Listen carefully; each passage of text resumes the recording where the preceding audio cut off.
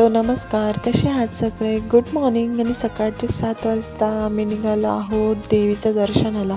थंबनेलवरून कळलंच असेल की कोणत्या देवीला चाललो आहे. सो तुम्ही ही नक्की बघा पुढे की कसं दर्शन झालं काय.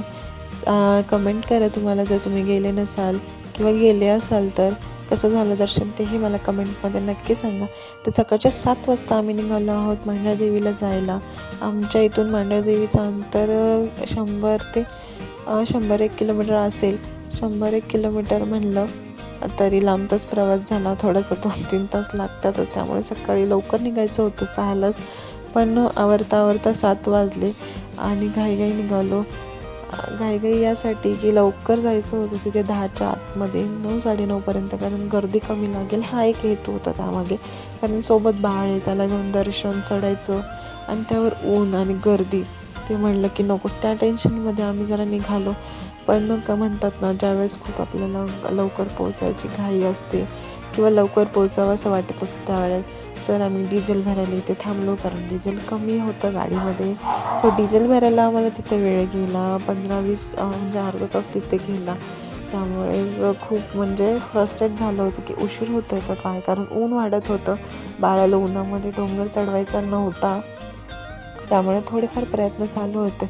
आणि त्यातल्या त्यात पुढे 1-1.5 किलोमीटरवर गेलो की हा टोलनाका लागला. टोलनाक्याला ही गर्दी होती, तर 15 ते 20 मिनटं आमचे तिथे गेले. म्हणजे दोन्ही मिळून असं 1-1.5 तास जवळपास आमचा गेला होता.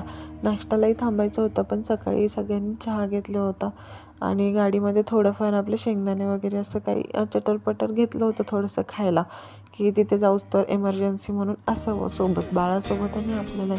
त्यामुळे उशीर झाला आम्हाला ऑलरेडी 1-1.5 तास ह्या 2-3 गोष्टींमुळे.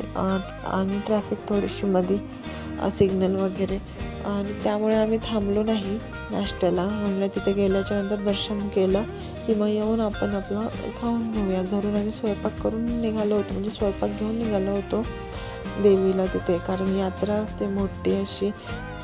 दरवर्षीची प्रथा परंपरा जी म्हणतो ना, पुरणपोळ्यांची असते, पण ह्यावेळेस काही ते जमलं नाही.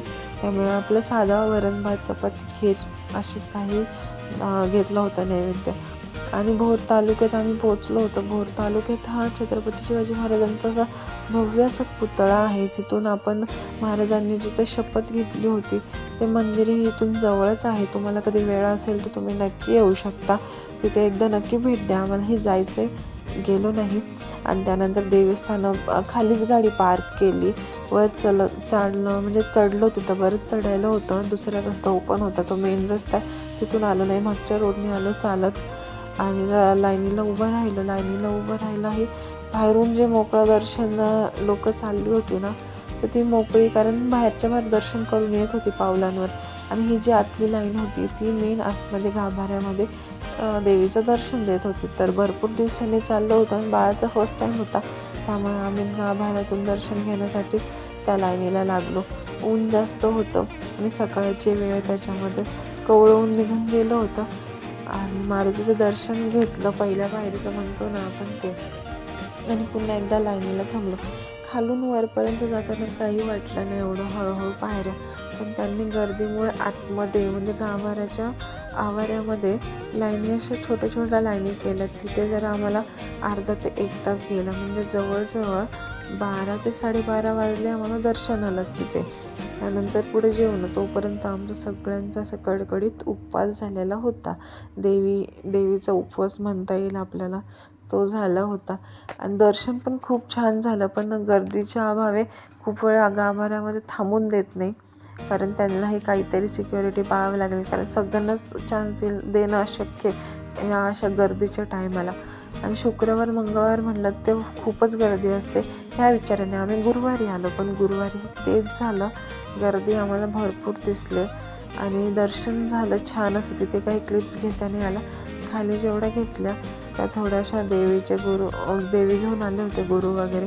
त्यानंतर परतीच्या प्रवासाला लागल्याच्या नंतर हे आम्हाला पाहुणे भेटले, ते येऊन बसले गाडीवर. पण त्या पाहुण्यांना पाहुणचार करत असताना त्यांना आमचा पाहुणचार घ्यायचाच नव्हता, कारण त्यांचा आधीच पाहुणचार घेऊन झाला होता. त्यामुळे थोडंसं टाकलं आणि निघालो परतीच्या प्रवासाला. त्यानंतर पुढे थांबलं नाही, कारण जेवण वगैरे आम्ही आणलं होतं सोबत, नैवेद्य दाखवला आणि तिथेच आम्ही जेवण घेतलं गाडी साईड.